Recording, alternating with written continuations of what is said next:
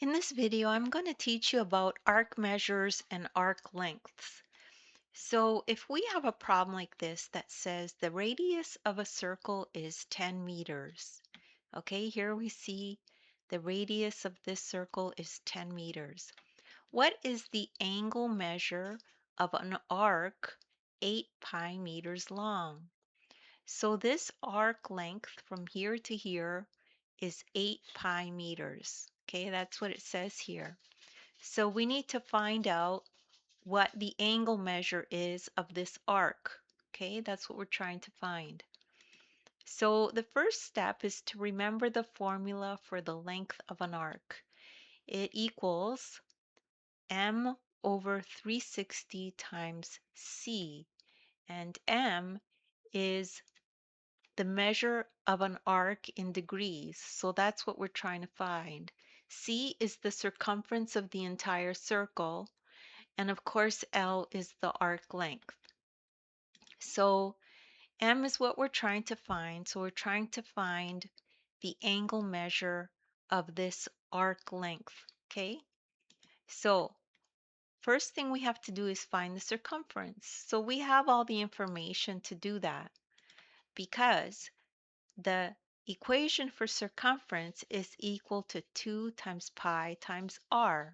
R is the radius, okay? We know r equals 10 meters. So we just plug in that number and we calculate the circumference and it equals 20 pi. Now we can find the angle measure of the arc M. Okay, so